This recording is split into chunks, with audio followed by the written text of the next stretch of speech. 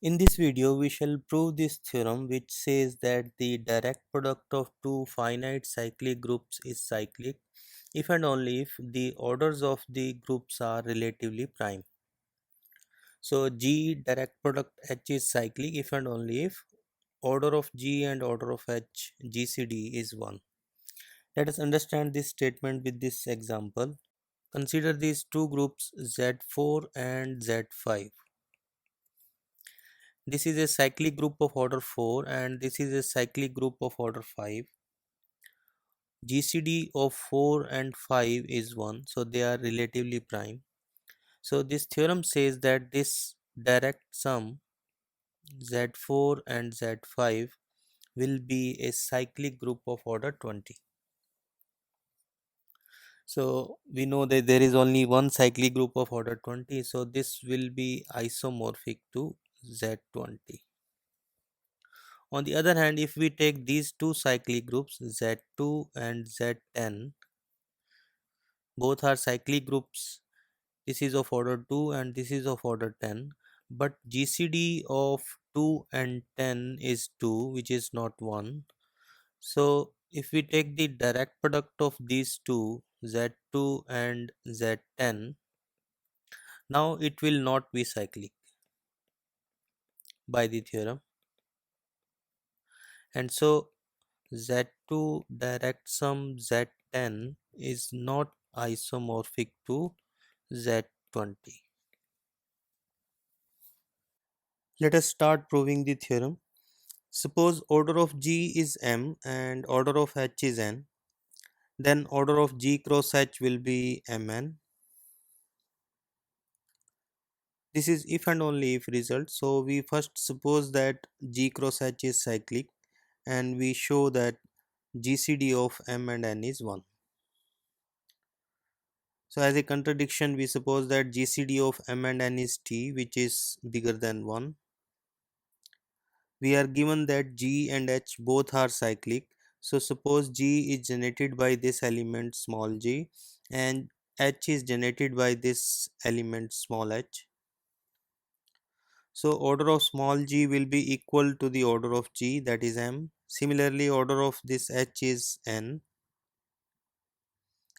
Now we consider two elements G to the power M by T and H raised to power N by T. Because T is GCD of M and N, so T divides both M and N. So this M by T is a positive integer. And we show that these two elements have the same order T. Now if we raise G raised to power M by T to the power T, then we get G raised to power M, which is 1 because order of G is M. And so this element G raised to power M by T is killed by T, so order of this element should be less equal to T. Now we suppose that its order is strictly less than T. If its order is K, then K will kill this element. So that means G raised to power M by T into K becomes 1. But M by T into K is strictly less than M by T into T because K is less than T, and this is further equal to M. So this number is strictly less than M and it is killing G. This contradicts the order of G, and so G raised to power M by T raised to power K cannot be 1, and so no integer less than T is killing this element G raised to power M by T, so its order is exactly T. Similarly, order of H raised to power N by T is also T.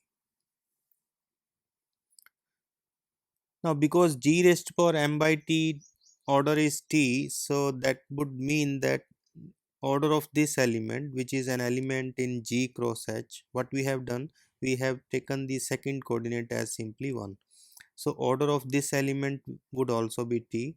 Similarly, order of this element will be T in the group G cross H.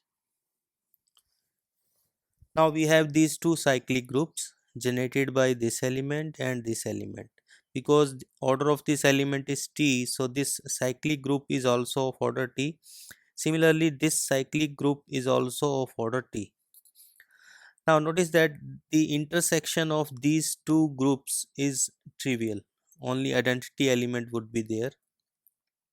So we have two distinct cyclic groups of order T in G cross H. But we know that in a cyclic group there is only one subgroup of an order, and we cannot have two subgroups of order T. So we get a contradiction, and this contradiction arises when we suppose that GCD of M and N is bigger than 1. So this GCD must be 1. This proves the first part of the theorem. Converse part is very easy to prove. So we suppose conversely that GCD of M and N is 1. Now order of GH is equal to, by the previous theorem, or LCM of order of G and order of H. Order of G is M and order of H is N. But because GCD of M and N is 1, so their LCM would be equal to their product M into N, and this is nothing but the order of G cross H. So G cross H has an element GH whose order is equal to the order of the group. So G cross H must be generated by this element, and so G cross H is cyclic. We can generalize this result to any finite number of cyclic groups. So if G1, G2, Gn are finite cyclic groups, then their direct product G1 cross G2 cross Gn is cyclic if and only if order of Gi and Gj are relatively prime for each I not equal to j. For example, this group Z3, Z8, Z49, direct sum of these three groups is cyclic because 3, 8 and 49 are relatively prime pairwise. But this group direct sum of Z4, Z49 and Z64 is not cyclic because 4 and 64 are not relatively prime.